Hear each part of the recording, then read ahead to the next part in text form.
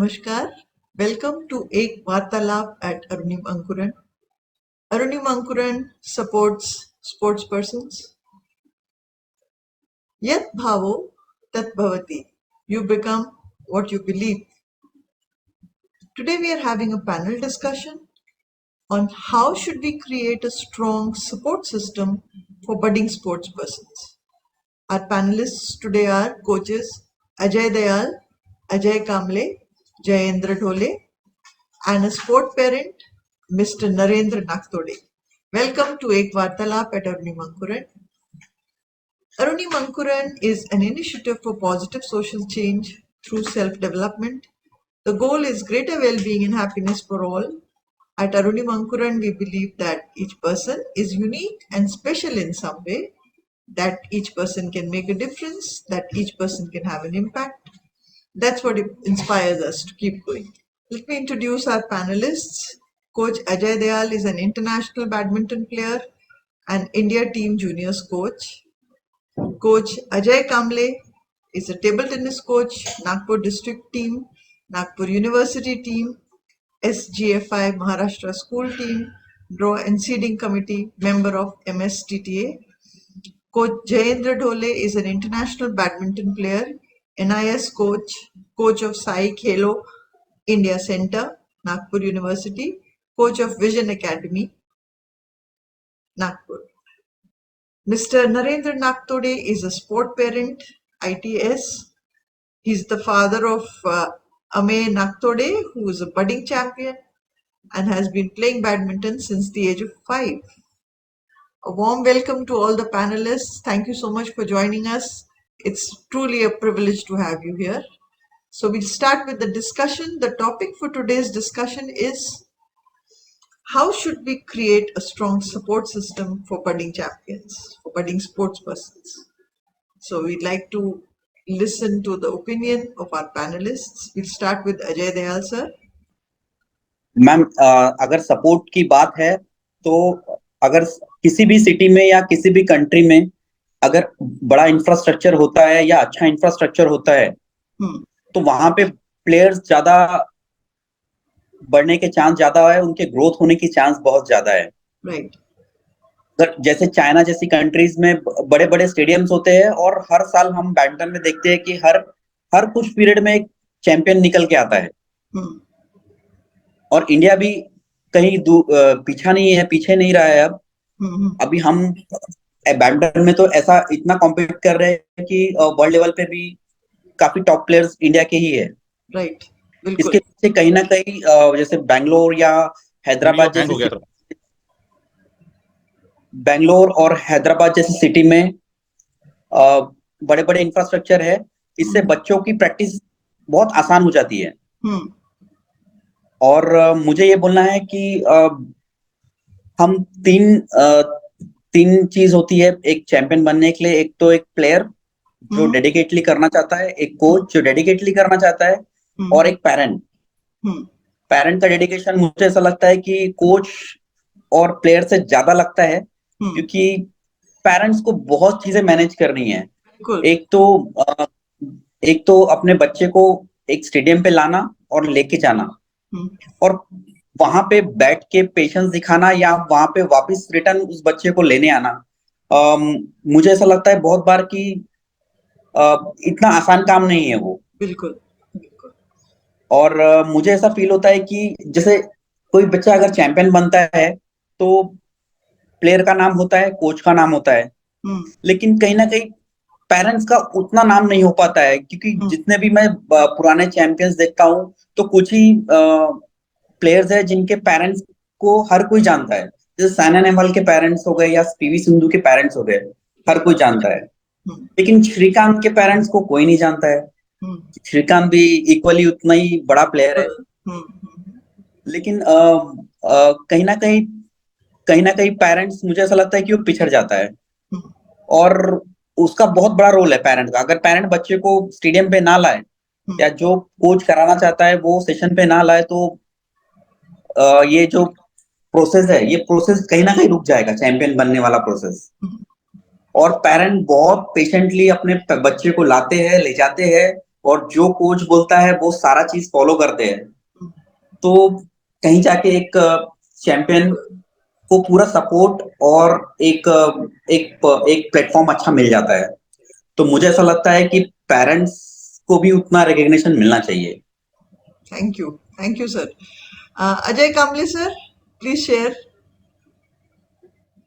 कहते हैं इंफ्रास्ट्रक्चर अभी डेवलप हो रहा है, काफी सारी चीजें हो रही है डेवलप। जैसे महाराष्ट्र में मैं पूरा घूमता हूँ टूर्नामेंट्स के लिए बोलो या as a selection committee member, taluka level पे बोलो या डिस्ट्रिक्ट पे, हर डिस्ट्रिक्ट में एक स्टेडियम तो भी बना है। लेकिन दूसरी चीज है कि वहां पे कोचेस और जो बाकी बना के तो रख दिया है, लेकिन अभी उसको डेवलप करने का है, और डेवलपमेंट का प्रोसेस थोड़ा सा स्लो है। दूसरी बात ये है कि अपने इधर टैलेंट आइडेंटिफिकेशन, उसमें हम लोग कहीं ना कहीं लैकिंग करते हैं, और एक पूरा भीड़ ले लेते हैं, जो आ रहा है उसको सिखाते। उसमें से फिर एक दो निकलते हैं जो कुछ लेवल पे खेलते हैं, लेकिन एंड ऑफ द डे फिर वही आता है कि फाइनेंशियली कितना ये करेगा, या फिर खुद को कितना मोटिवेट कर पाएगा। जैसे पेरेंट्स की बात कर रहे हैं, तो पेरेंट्स का तो ठीक है, वो रोल तो होता है, वो डिसिप्लिन, उनका जो क्या बोलते त्याग है, तो उनको कितना कितना कितने सालों तक करते ये उनके ऊपर रहता है। कहीं से स्पॉन्सर मिल गया तो वो आगे मूव ऑफ कर सकते हैं। लेकिन जैसा साई की सेंटर्स वगैरह है, या महाराष्ट्र में बोलो प्रबोधिनी है, तो वहां पे कैसा है ना कि पूरा खर्चा गवर्नमेंट करता है, तो वहां से प्लेयर्स निकलते हैं। लेकिन जैसे प्राइवेट क्लब्स है, जैसे मेरा एकेडमी है, या बोलो बाकी जितने भी एकेडमीज है, दूसरे गेम्स की एकेडमीज है, तो वहां पे ये कहीं ना कहीं बच्चा अगर टैलेंटेड भी हो, तो कहीं ना कहीं वो फाइनेंशियली इसमें आके तो रुक जाता है। तो फिर वो एक लेवल के बाद में फिर सोचता है यार अपन क्या करें अभी, हा? तो वहां कहीं ना कहीं मेरे ख्याल से ये खत्म हो जाता है। फिर वो फिर अपना करियर की तरफ या पढ़ाई की तरफ ध्यान देते। पेरेंट्स भी वही करते कि हाँ, उनकी पढ़ाई की तरफ ध्यान देते। इस तरह से वो चलते रहता है। तो अगर अपने महाराष्ट्र में बोलो, जैसे साई की साई सेंटर जैसे है, हाँ, वहाँ पे कोचेस अपॉइंट करे और बच्चों को ग्रूम करने के लिए उतना समय मिल जाए, तो नेचुरली अपने यहाँ से और परफॉर्मेंस आगे बढ़ेगा। मतलब महाराष्ट्र से बोलो या इंडिया से बोलो, परफॉर्मेंस और आगे बढ़ेगा। Thank you sir. Jayendra sir, we'll come to you. Please unmute yourself. Good evening all of you. बहुत अच्छा लगा, थैंक यू प्रज्ञा मैम, आपने हमें इनवाइट किया। और जैसे कि दोनों अजय सर ने कहा कि पेरेंट्स का रोल और इंफ्रास्ट्रक्चर, इस चीज पे काफी अच्छा उन्होंने इंफॉर्मेशन दी। फर्स्ट बच्चे को हम लोग जब बेसिक्स लेवल से स्टार्ट करते हैं, तो मुझे लगता है कि उसको 1-2 साल तो फ्रीली खेलने देना चाहिए। उसके बाद एक प्रॉपर काउंसलिंग के जरिए, या जो जरिया है उसके जरिए उसकी क्लैरिटी हमको ढूंढना चाहिए कि क्या सही में उसमें प्लेयर बनने की इच्छा है, या हम एज ए कोच या एज ए पेरेंट हम लोग उसको धकेल रहे हैं कि तू अच्छा खेलता है, तुझे खेलना चाहिए, तुझे खेलना ही होगा। ऐसे मेरे खुद के कोचिंग एक्सपीरियंस से मैं काफी देख रहा हूँ कि जैसे आज हमारे साथ नागतोड़े सर भी है, मैं उनका बेटा अजय सर के पास भी खेला है, मेरे पास भी खेल रहा है। तो उनका जो पॉजिटिव सपोर्ट है, ऐसे सपोर्ट बहुत कम मिलते हैं। प्रेशर ज्यादा दिखाई देता है पेरेंट्स का बच्चों पे कि कंपटीशन ज्यादा दिखाई देती कि वो दूसरा बच्चा अच्छा खेल रहा है तो तुझे उसको हराना होगा। ये जो कंपटीशन एक अलग रूप ले रही है, यानी पेरेंट्स के बीच में ज्यादा कंपटीशन बढ़ रहा है, और बच्चा उसमें सफर हो रहा है। बहुत बार पेरेंट्स ये करते हैं कि हम लोग पैसा खर्च कर रहे हैं तो उसका रिजल्ट बच्चे ने देना ही चाहिए, लेकिन हर बच्चे की कैपेसिटी, एक फिजिकल कैपेसिटी, मेंटल कैपेसिटी, उसका हेल्थ, उसका बैडमिंटन के लिए या टेबल टेनिस के लिए या फुटबॉल के लिए वो प्रॉपर है या नहीं। ये जो स्टार्टिंग में मैंने बोला कि जैसे चाइना या दूसरी जगह पे अजय ने भी जब ये किया बात बोली कि वहां पर बच्चों को प्रॉपरली उनका फिजिकल टेस्ट होता है, उनका मेंटल टेस्ट होता है कि ये बच्चा किस चीज के लिए प्रॉपर है, ज्यादा अच्छा खेल सकता है। और वो उसको इसके लिए सजेस्ट करते हैं, बैडमिंटन में जाइए या फुटबॉल में जाइए। तो अपने यहाँ वैसा नहीं है कि अपने यहाँ है कि खेलने लग गया, अच्छा खेल रहा है तो फिर थोड़ा सा ये चीज हमने अगर बढ़ाई तो ये काफी इफेक्ट हम प्लेयर्स बना सकते हैं इन फ्यूचर। दूसरी चीज ये है कि जैसे हमारे जनरेशन में हम लोग खेलते थे तो पेरेंट्स इतना इन्वॉल्व नहीं रहते थे, वो बट हमको डाल देते थे कि खेलो और अच्छा खेल रहा है तो फिर मैचेस देखने आते थे कि चलो अच्छा खेल रहा है। अभी पेरेंट्स फुली इन्वॉल्व है, सपोर्टिव है, तो बच्चों को उसका फायदा उठाना चाहिए। ऐसा मैं बच्चों को भी एक सजेशन देना चाहता हूँ कि बच्चों ने उनको उतनी अहमियत भी नहीं है, बहुत बार ये भी हो रहा है कि उनको बहुत इजी मिल रही है क्योंकि पेरेंट्स उनको बहुत ज्यादा चीजें दे रहे हैं। तो ऐसा उनको दूसरी चीज है कि जो बेसिक स्टार्टिंग से जो है स्कूल का इन्वॉल्वमेंट मुझे लगता है कि इसमें काफी बढ़ाना चाहिए, जो कि मेरे ख्याल से इंडिया में 0 लेवल पर है। स्कूल का प्लेयर बनाने के पीछे कोई भी उनके स्टूडेंट्स को प्रमोट करने के लिए कोई भी विशेष ऐसा मेरे ख्याल से नहीं है, उनका एफर्ट्स नहीं है।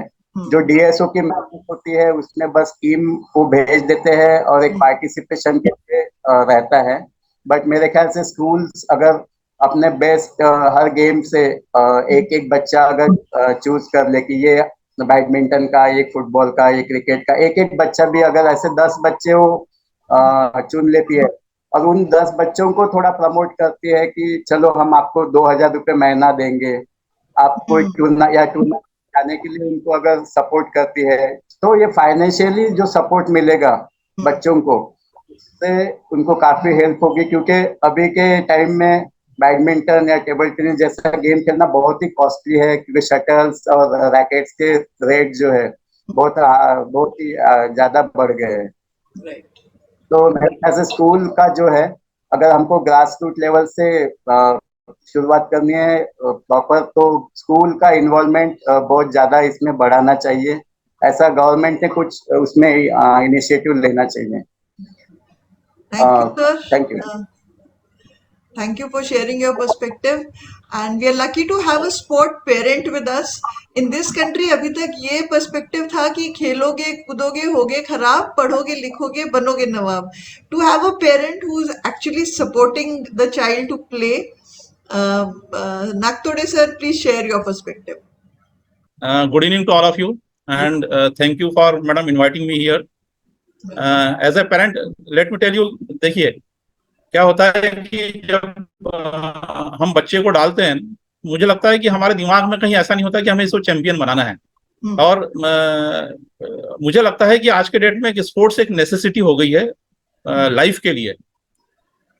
नॉट बिकॉज कि आपको चैंपियन बनना है, बट वो काफी पर्सपेक्टिव हमें देता है, बहुत कुछ चीजें सिखाता है।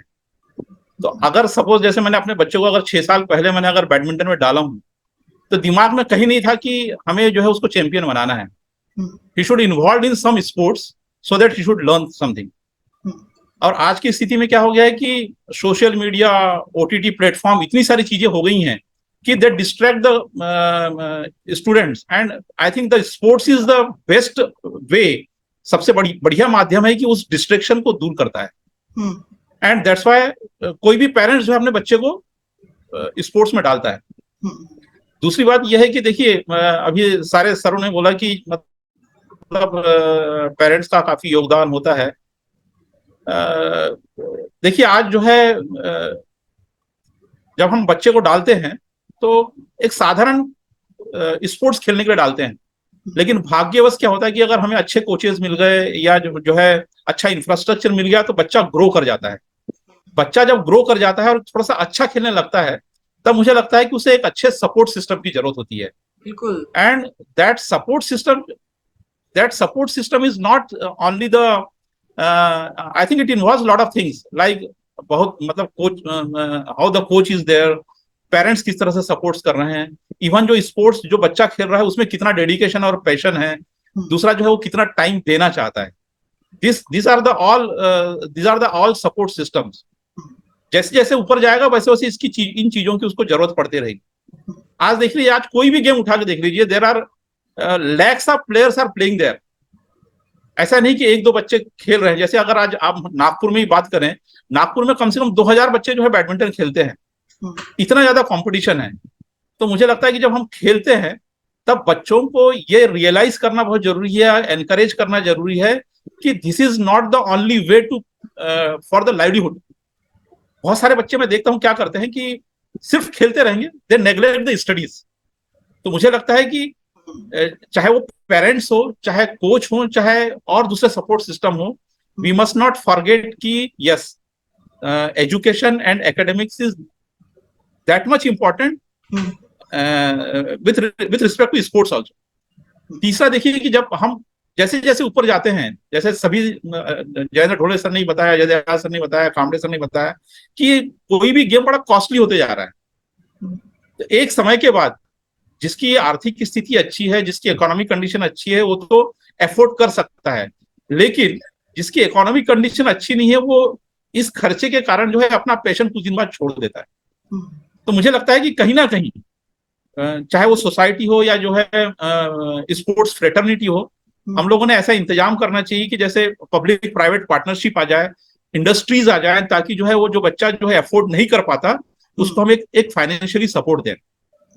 तीसरा सबसे बड़ा जो पेरेंट्स का जो सोचना है वो ये है कि सपोज मैंने स्पोर्ट्स में डाल दिया, क्योंकि देखिए स्पोर्ट्स में जो है एक ही मतलब कुछ चंद लोग हैं जो टॉप में पहुंचते हैं, बाकी जो है समय के साथ साथ बाहर हो जाते हैं या किसी दूसरे फील्ड में चले जाते हैं, पढ़ाई लिखाई में चले जाते हैं। अगर हमें वास्तव में उसको स्पोर्ट्स में डालना है या स्पोर्ट्स को एज ए कैरियर चुनना है, मुझे लगता है कि कहीं ना कहीं जैसे एक फाइनेंशियल सपोर्ट की जरूरत पड़ेगी। मतलब ये जो है ये दोनों ने करना है, चाहे वो सरकार, राज्य सरकार हो या केंद्र सरकार हो। एक पर्टिकुलर लेवल के जाने के बाद उसको एक सिक्योरिटी मिल जाए तो मुझे लगता है कि वो और मोटिवेट होके खेलेगा। Otherwise back of the mind ये रहता है कि यार मैं यहाँ फेल हो गया तो क्या होगा। सो हम लोग ने अभी ये डिस्कस किया कि क्या क्या चीजें हमको जरूरत है प्लेयर्स को प्रोवाइड करने की, लेकिन मुझे लगता है कि एक और डायमेंशन भी है। हम लोग जब देखते हैं इंटरनेशनल लेवल प्लेयर्स को, they always have a team of people supporting them. उनके लिए एक डाइटिशियन होते हैं, उनके एक फिजियोथेरेपिस्ट होते हैं, एक साइकोलॉजिस्ट होते हैं, कोच होते हैं, and there are so many people rallying around them. उस तरीके का एक सपोर्ट सिस्टम प्रोवाइड करने के लिए आप लोग के क्या सजेशंस है? I think we invite your suggestion. We'll start with Ajay sir again.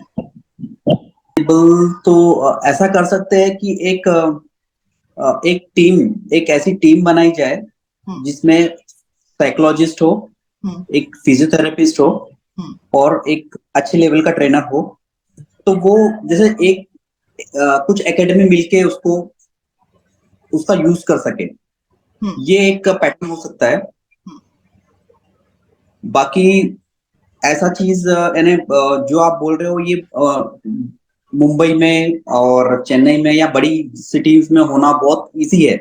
बड़ी बड़ी एकेडमीज में सारा चीज अवेलेबल होता है ये, और हम लोग इस चीज में लैकिंग है काफी। यानी हम अपनी सिटी की अगर सिटी की बात करें तो। जयेंद्र सर, आपको क्या लगता है कि जो हमारे बच्चे हैं जो इतनी मेहनत करते हैं, पेरेंट्स भी करते हैं, कोचेस भी करते हैं, और क्या चीजें उनको प्रोवाइड की जा सकती हैं ताकि उनका जो टैलेंट है वो उभर के आए? जो आपने स्टार्टिंग में कहा कि एक टीम होनी चाहिए, फिजियो, डाइटिशियन, ये सब बड़े एकेडमीज में आई थिंक जैसे गोपीचंद सर की एकेडमी है या बैंगलोर में एकेडमी है, यहाँ पर ये सब चीजें रहती है। लेकिन सब एकेडमीज का एक लिमिटेशंस है कि वहाँ पर एक नंबर ऑफ प्लेयर्स ही वहाँ पर एनरोल कर सकते हैं, या उतना टैलेंट फिर होना चाहिए कि बच्चा वहाँ पर जा सके। वहाँ पर जाने के लिए अल्टीमेटली आपको परफॉर्मेंस देना पड़ेगा और आपको एक अच्छा प्लेयर बन के वहां पर जाना पड़ेगा, तभी ये सब फैसिलिटीज आपको एक साथ एक जगह पे मिल सकती है। अदरवाइज अभी जैसे नागपुर में भी काफी अवेयरनेस बढ़ गया है, फिजियोज अच्छे आ गए हैं, साइकोलॉजिस्ट को जैसे प्रीफर करते हैं। अभी पहले जैसा ट्रेंड नहीं रहा कि हम क्यों जाए यानी क्या, तो अभी स्पोर्ट्स साइकोलॉजी के तरफ भी काफी लोगों का रुझान बढ़ गया है। काफी लोग उसको प्रिफर कर रहे हैं कि जाकर स्पेसिफिक स्पोर्ट्स साइकोलॉजिस्ट की तरफ जाकर कुछ डिस्कशन करे या कुछ उनका सजेशन ले। डाइटेशियंस का तो काफी रोल बढ़ गया है अभी, और काफी जगह पर ये यूज भी हो रहा है।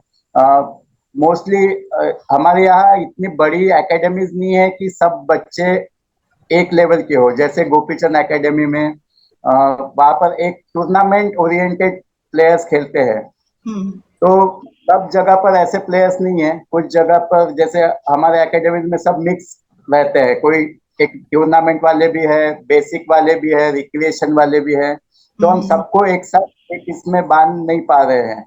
तो मेरे सजेशन के हिसाब से जैसे एसोसिएशन है, हर डिस्ट्रिक्ट के एसोसिएशन ने अगर ऐसा कुछ प्लान किया कि एक पैनल बना दिया इन सब लोगों का, डाइटिशियन, साइकोलॉजिस्ट, फिजियोथेरेपिस्ट, और जो कुछ रिक्वायरमेंट है उनका एक ये बना दिया, और जो भी डिस्ट्रिक्ट के अच्छे प्लेयर्स है टॉप, हर इवेंट्स, हर कैटेगरी से 5 बच्चे या 10 बच्चे, उनको एक फैसिलिटी प्रोवाइड की कि आप ये चीजें यूज कर सकते हैं, और इसको आप मिनिमम चार्जेस पे या जो भी बेसिक चार्जेस है उस पे आप ये कर सकते हैं। तो बच्चे भी मोटिवेट होंगे कि चलो ठीक है, मैं टॉप 8 में अगर रहता हूँ तो मुझे ये फैसिलिटी मिलेंगी।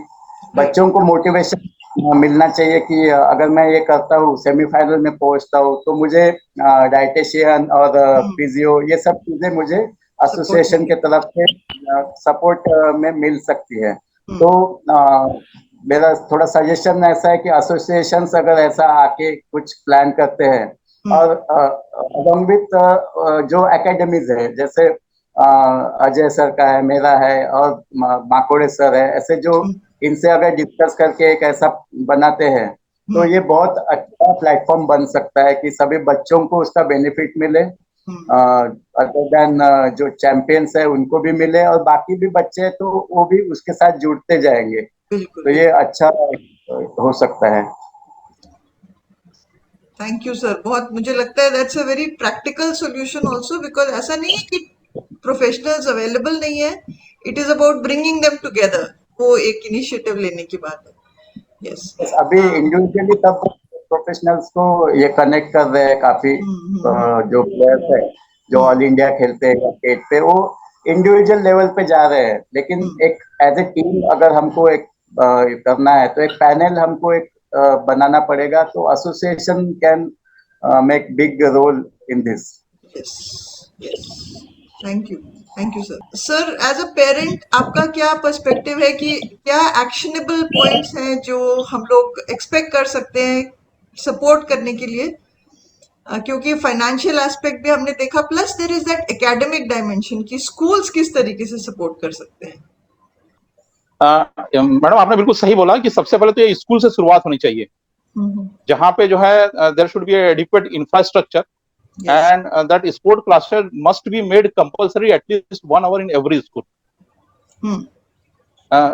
दूसरी बात यह है मैडम कि जो स्पोर्ट्स के बारे में अवेयरनेस है, जैसे सपोज अगर now my kid is playing, I cannot aspire or I cannot expect him to be always a champion. Right. मतलब अगर सपोज बहुत बड़ा चैंपियन नहीं बन पाया तो there are lot of takeaways, मतलब जहां पे काफी बड़ा एजुकेशन मिलता है, एक लीडरशिप क्वालिटी मिलती है, स्पोर्ट्समैन स्पिरिट के साथ जो है लोगों के साथ व्यवहार करना पड़ता है, नेटवर्किंग होती है, अच्छे बच्चों के साथ एक रिलेशनशिप डेवलप होता है, तो बहुत सारी चीजें हैं। और दूसरी बात, आपको जो स्पोर्ट्स है वो फिजिकली एंड मेंटली फिट रखता है। सो इसलिए स्पोर्ट्स खेलना जरूरी है। मतलब you should not always aspire to become a champion, this is another thing. तीसरा है कि जैसे कामरे सर ने बोला था, there should be a mechanism to trace a talented kid. मतलब जैसे सपोज 100 बच्चे खेल रहे हैं, उसमें से हो सकता है कि 1-2 बच्चे जो है जिनमें नेचुरल टैलेंट है, और जिनको थोड़ा सा पुशअप करके या थोड़ा सा गाइड करके या थोड़ा सा कोचिंग करके हम एक अच्छे मुकाम पे ले जा सकते हैं।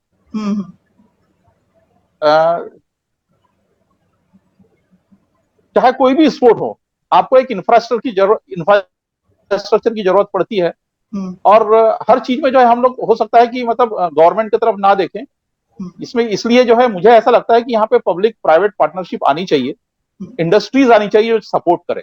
जो इंफ्रास्ट्रक्चर क्रिएट करे। और देखिए, अगर आपको इस एक लेवल पे खेलना है तो जैसे सबने बताया कि it has become a costly affair. आपको यहाँ से अगर गुवाहाटी टूर्नामेंट खेलने जाना है, आपको बैडमिंटन, मतलब आज के डेट में अगर एक इंडिविजुअल प्लेयर को बैडमिंटन खेलना है तो हिट मतलब पॉकेट में कम से कम 30 से 35 हजार रुपए चाहिए साल भर में, per month. then only you can play a good then only you can play a good badminton. तो ये हर कोई अफोर्ड नहीं कर सकता। तो मुझे लगता है कि यहाँ पे जो है, अगर कहीं बच्चों को अगर फाइनेंशियल सपोर्ट मिल जाए, मैं जैसे नागपुर में ही देखता हूँ, मतलब I am economically well off, but there are lot of kids जो इकोनॉमिकली वेल नहीं लेकिन बहुत अच्छे खेलते हैं। तो डेफिनेटली वो अगर बहुत अच्छा खेलने के बाद भी कुछ दिन के बाद वो छोड़ देगा। तीसरा है कि जो कोचेज हैं, they are the backbone of any infrastructure, any sports for any kind of sports. अगर कोच ही नहीं रहेंगे तो देखिए कि कोई अच्छा से खेल नहीं सकता। अब क्वेश्चन ये है कि अगर अच्छे प्लेयरों को कोचेस बनना है तो कोई ना कोई मोटिवेशन तो चाहिए। सबसे इंपॉर्टेंट है कि चाहे कोई भी इस फील्ड में आ जाए, उसको सबसे बड़ा है कि फाइनेंशियल सिक्योरिटी चाहिए। देखिए, मतलब ऐसा नहीं है कि सपोज कोच इंज्योर हो गया, he is out of the, मतलब उसके लिए तकलीफ बढ़ जाएगी। तो यहाँ चाहे कोई भी हो, चाहे गवर्नमेंट हो, स्टेट गवर्नमेंट हो, सेंट्रल गवर्नमेंट हो, अगर वो इस स्पोर्ट्स एरिना में आता है तो उसके लिए एक सपोर्ट सिस्टम चाहिए, उसके लिए भी एक जो है क्या नाम फाइनेंशियल सिक्योरिटी चाहिए। तीसरा यह है कि मतलब देखिए, मतलब हर स्पोर्ट जो है बहुत तेजी से जो है ट्रांसफॉर्म हो रहा है, उसमें रिफॉर्मेशंस आ रहे हैं। उसी तरीके से कोचेस को भी अपने आप को जो है डेवलप करना बहुत जरूरी है। They will also need a training at very higher level. और मेरा तो ये मानना है कि मतलब जैसे जैसे बच्चे ट्रेनिंग ले रहे हैं, वैसे कोचेस को भी एक अच्छे लेवल पे जाके जो है ट्रेनिंग लेना चाहिए, और सरकार ने देना भी चाहिए। जैसे सभी ने बताया कि पेरेंट्स तो जो है they need a lot of patience. And जैसे सभी ने बताया कि कोई भी जो है 1-2 साल में प्लेयर नहीं बनता है, इट रिक्वायर्स ए, मतलब कई सालों की मेहनत होती है, 4-5 साल, 6 साल, 10 साल लगते हैं, तब जाके वो एक चैंपियन बनता है। और मैंने देखा है कि कई बार जो है हम पेरेंट्स जो है ये अपेक्षा कर लेते हैं कि वो एक साल खेलेगा और चैंपियन बन जाएगा, ऐसा नहीं होता है। और मैं तो यहाँ तक देखा हूँ, जैसे मैं अगर कहीं बाहर जाता हूँ, अगर कोई बच्चा जो है वो कंपटीशन हार जाता है तो मैं देख रहा हूँ कि पेरेंट्स अपने बच्चों को मार भी देते हैं, मतलब झापड़ लगा देंगे, चाटा। यहाँ पे पेरेंट्स को भी काफी सोचना पड़ेगा और समझना भी पड़ेगा कि हम किस तरह से अपने बच्चे को जो है एक प्रॉपर प्लेटफॉर्म दे सकते हैं, सपोर्ट कर सकते हैं।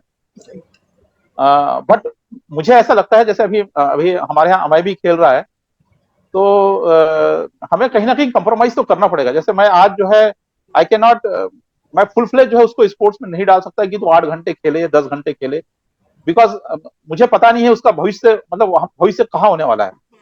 सो I can not compromise with the studies.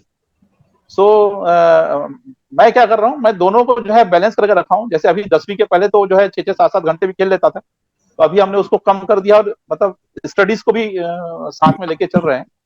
But fortunately जो है we are not stop playing badminton.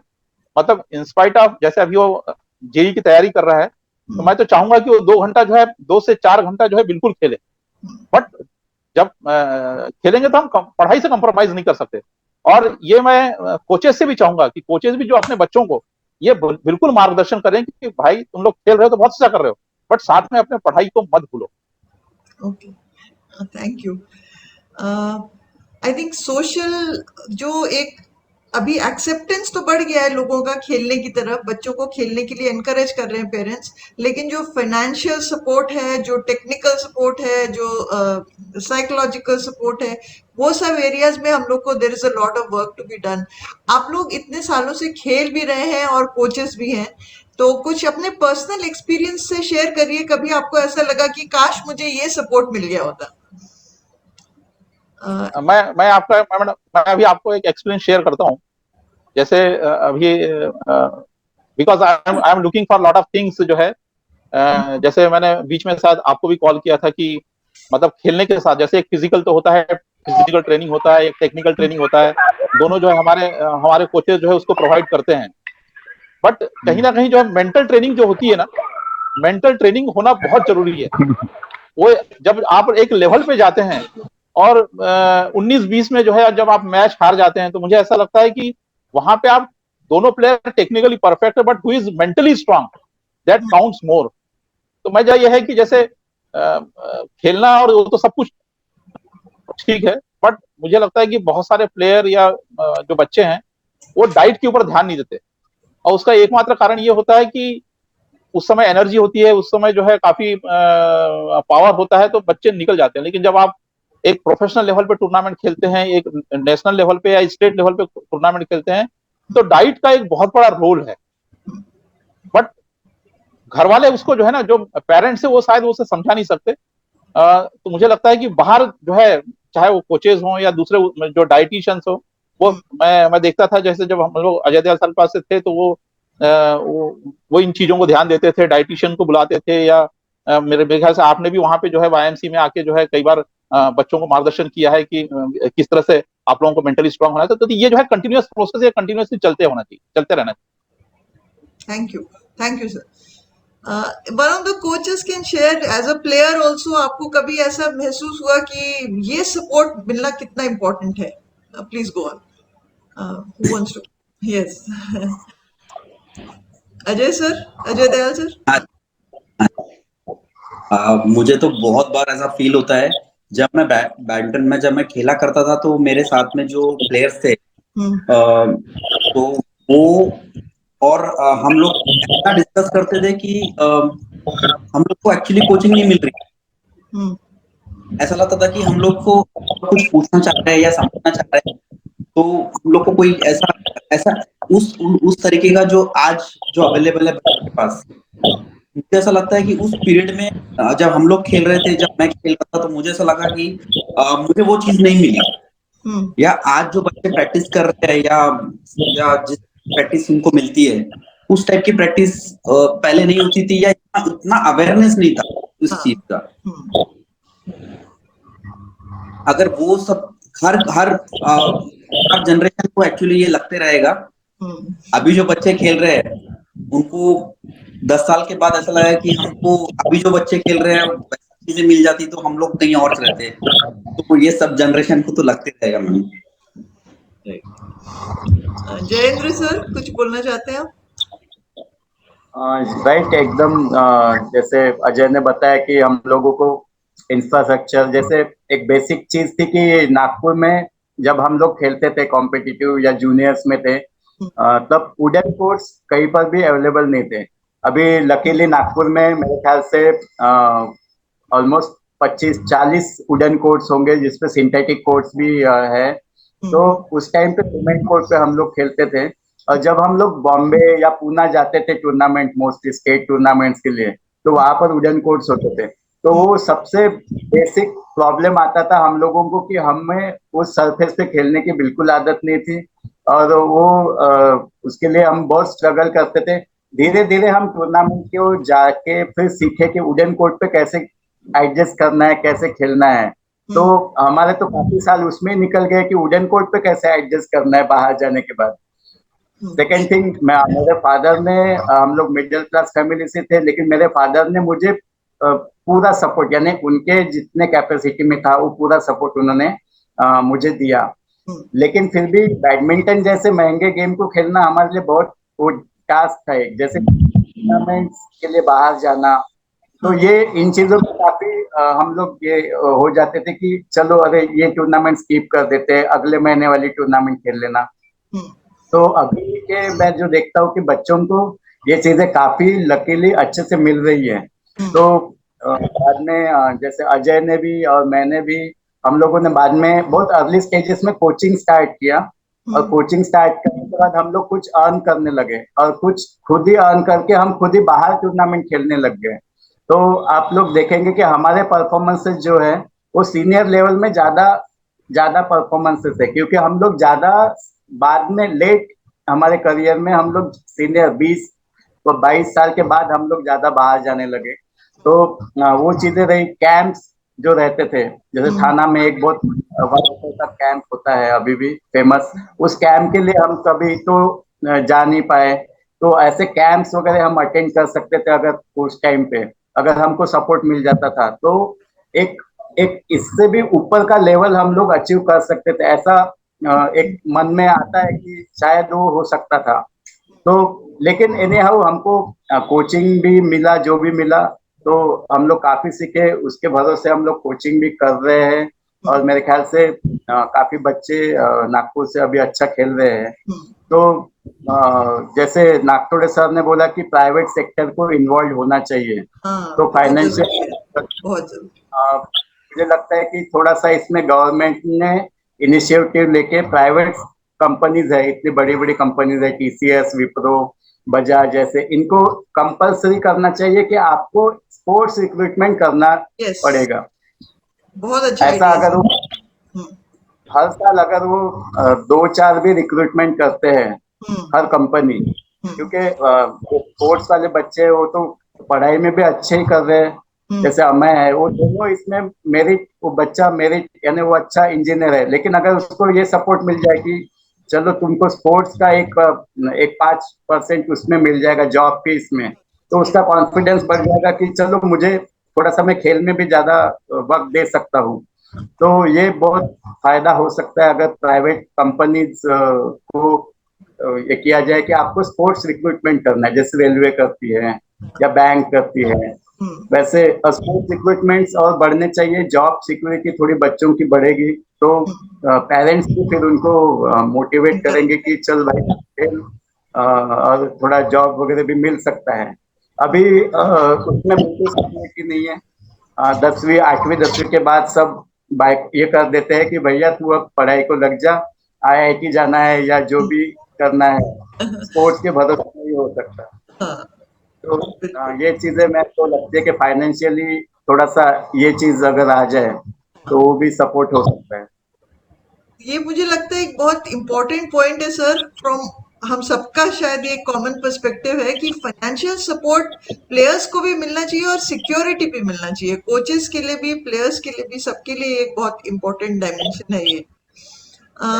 जैसे ने जब भी बोला कि जो वेल टू डू पेरेंट्स है वो मैनेज कर सकते हैं, लेकिन बहुत से बच्चे, जैसे उन्होंने भी देखा है, हम लोग देखते ही है कि बहुत से बच्चे अच्छे होकर भी आगे नहीं जा सकते, बहुत सी रिस्ट्रिक्शन आ जाती है, जैसे हमको पहले आई थी।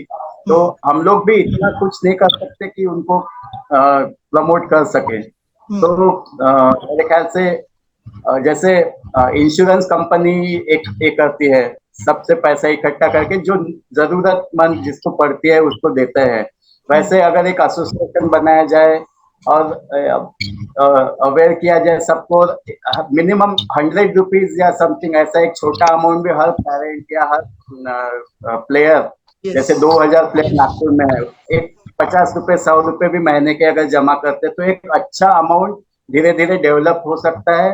तो उसमें हम लोग फिर जो कोई बाहर इंटरनेशनल के लिए जाना चाहता है बच्चा, उसको भेज सकते हैं, या जो नीडी है सही में, जिसको जरूरत है कि ये बच्चा नहीं जा पा रहा है, उसको सपोर्ट कर सकते हैं कि तू 2-3 टूर्नामेंट इस फंड में से खेल, ऐसा भी कुछ किया जा सकता है फाइनेंशियल ये प्रॉब्लम सॉल्व करने के लिए। एक स्पॉन्सरशिप को हम लोग को बहुत एनकरेज करना चाहिए, इवन लोकल लेवल पे भी दे कैन स्पॉन्सर चिल्ड्रन, वो एक कॉर्पोरेट रिस्पॉन्सिबिलिटी जैसा भी लोकल लेवल पे ज्यादा होना चाहिए, तभी जो बेसिक रूट लेवल से जो बच्चे हैं वो आगे आ सकेंगे एक्चुअली। थैंक यू सर, बहुत वैल्यूबल सजेशन थे आपके।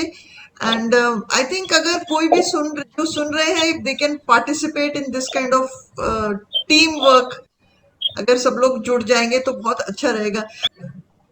Any other points that you would like to share before we conclude? Closing remarks अपने एक्सपीरियंस से शेयर करिए सर, आपके या तो स्टूडेंट्स हैं या आप लोग के जो एक्सपीरियंस है ना, वो उससे फिर सब समझ में आएगा लोगों को कि इतनी मेहनत करते हैं। मुझे कभी कभी देख के लगता है कि बच्चे भी इतनी मेहनत करते हैं, घंटों खेलते हैं, सुबह सुबह जाते हैं, रात तक खेलते हैं, and you know they really require some kind of motivation and support. जो गेम का जो बैलेंस है उसमें काफी बच्चे बैडमिंटन से छूट जाते हैं, बट वो एक लेवल तक अच्छा खेले हुए रहते हैं। तो ये बहुत अच्छा पॉजिटिव एक्सपीरियंस बहुत बार आता है मुझे कि जो बच्चे खेलते थे फिर वो इंजीनियरिंग को चले गए, IITN हो गए या बिट्स पिलानी से कोई बन गया, और वो बड़ी बड़ी कंपनीज में अमेरिका, इंग्लैंड यहाँ पर जॉब करते हैं। तो जब उनका फोन आता है कि सर जो भी आपने बैडमिंटन सिखाया था वो मुझे आता था, तो मुझे ऑफिस में इतना रिकग्निशन यानी ये मिलता है कि अरे ये अच्छा बैडमिंटन खेलता है। तो बोले मैं इतना अच्छा पढ़ाई कर लिया हूँ, लेकिन जो बैडमिंटन सिखाया था, तो ये बहुत एक पॉजिटिव फीडबैक रहता है बच्चों का। तो पढ़ाई और गेम में थोड़ा बैलेंस किए तो बच्चों को कॉलेज लाइफ में, उनके ऑफिस लाइफ में भी ये काफी इफेक्टिव हेल्पफुल रहता है। बिल्कुल। और एक ओलंपिक्स वैल्यू एजुकेशन प्रोग्राम शुरू किया है। मुझे लगता है हम लोग को भी उस पे एम्फोसिस देना चाहिए कि स्टेडियम में आने वाला हर प्लेयर नेशनल्स खेलेगा ऐसा नहीं है, पर वो एक बेटर ह्यूमन बीइंग जरूर बनेगा। बिकॉज स्पोर्ट्स से कैरेक्टर बिल्ड होता है, बच्चों के अंदर वैल्यूज डेवलप होती है, इंटेग्रिटी डेवलप होती है, चीटिंग नहीं करना चाहिए, follow the rules, time management सीखते हैं, स्ट्रेस मैनेजमेंट सीखते हैं, बहुत सारी लाइफ स्किल्स सीखते हैं बच्चे। तो एकेडमीज में शायद हम लोग उसको एक पर्सनालिटी डेवलपमेंट टूल की तरह भी प्रमोट कर सकते हैं कि sports is not just about winning and being on the podium, it is about becoming a better human being. That is a very important dimension. So before we conclude, what would you like to say, Ajay sir?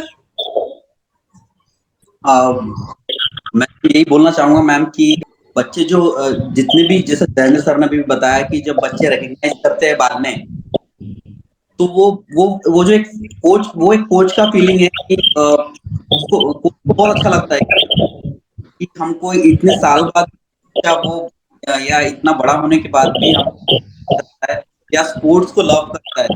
ये basically badminton ऐसा sports है ma'am कि अभी जब से मुझे injury हुई तो सब लोग ने, बहुत सारे लोगों ने, मेरे पुराने फ्रेंड ने कहा आप खेलना छोड़ दें, अभी जो चीज फोकस कोचिंग है तो उस पर ध्यान दे, लेकिन मानता ही नहीं है। ऐसा लगता है कि नहीं, प्रैक्टिस हो जाए थोड़ा तो फिर वापस खेलना चालू करना है। तो बैडमिंटन खेलने में जो मजा है ना मैम, वो एक्सप्लेन नहीं कर सकते, वो फीलिंग बहुत अलग है और उसका एक मजा भी बहुत अलग है। जो ऐसा बोलते हैं कि बैडमिंटन का अगर कीड़ा किसी को तो वो फिर हमेशा ही उससे घिरा हुआ है। हाँ, इसमें कोई शक नहीं। एंड सर मुझे लगता है specially from what you just shared, ये जो रेजिलियंस है, जो फाइटिंग बैक, गिर के उठने की जो चीज है, वो सबसे अच्छी तरह हमको स्पोर्ट्स सिखाता है। मैम स्पोर्ट्स तो राइट, स्पोर्ट्स एक स्पोर्ट्समैन के लिए तो ये अप डाउन बहुत नॉर्मल है, क्योंकि समय पहले मैंने एक सीनियर कोच से बात की थी तो मैंने ऐसा किया था कि एक प्लेयर जो होता है, चैंपियन तो एक ही बनता है, बाकी इतने सारे प्लेयर होते हैं सर, उसका क्या होता है, तो उनका क्या होगा? हर किसी को सब कुछ मिलने वाला नहीं है, जॉब हर को नहीं मिलेगी। इतने बड़े लेवल पे प्लेयर्स खेल लेते हैं, नेशनल्स भी खेल लेते हैं, स्टिल को एक अच्छा एक लेवल का जॉब जो रहता है, जो वो चाहते हैं या जिस टाइप के ये जिस फैमिली से बिलोंग करते हैं, तो क्या ये वो टाइप का जॉब डिजर्व कर पाते हैं या कर पाता है? हाँ देखो अजय, पूरे लाइफ में हमने ये कहा कि मेरे लाइफ में बहुत सारे अप डाउन आए और अप डाउन को मैंने ना इजी हैंडल किया क्योंकि मैं बैडमिंटन प्लेयर हूँ। मेरे लिए लाइफ में नीचे गिरना फिर गिरना मेरे लिए बहुत आसान बात है, बहुत बहुत बहुत मामूली बात है। अगर उनका ये बोलना था कि मेरे इंसान होता शायद चला गया होता, लेकिन बीइंग ए बैडमिंटन प्लेयर मेरे लिए ये सब चीजें बहुत इजी है। तो मुझे वो मैं बहुत काफी समय से क्वेश्चन का जवाब ढूंढ रहा था, तो उसका ये जवाब सुन के मुझे बहुत सेटिस्फेक्शन, और मुझे भी अभी मुझे इंजरी भी मुझे यही फील हो रहा है कि बहुत है, ये हो जाएगा ये सब वापस manage. And we wish you all the best sir, जल्दी से ठीक हो जाइए and get back on the court. तो ढोले सर, आप कुछ कहना चाहते हैं to the audience before we conclude? मैं पेरेंट्स और बच्चों को यही बोलूंगा कि आप बस खेलते रहिए। और बच्चों को नागतोड़े सर ने जैसे बोला कि हमने बच्चे को जब डाला था तो कोई चैंपियन बनाने के लिए नहीं डाला था, हमने एक एक्टिविटी, स्पोर्ट्स एक्टिविटी, और ये अभी मेरे ख्याल से सबसे जरूरी चीज है कि बच्चों ने कुछ ना कुछ एक्टिविटी, स्पोर्ट्स एक्टिविटी करनी चाहिए। अगर आप 10 घंटे पढ़ाई के लिए दे रहे, ट्यूशंस एंड स्कूल, ये 10-12 घंटे, तो आप 1 घंटा तो कोई भी स्पोर्ट्स खेलिए, उसके लिए 1 घंटा तो दे सकते हैं अपने फिजिकल एक्टिविटी के लिए। तो ये मुझे सबसे जरूरी चीज लगती है कि बच्चों ने कोई भी गेम उन्होंने खेलना चाहिए।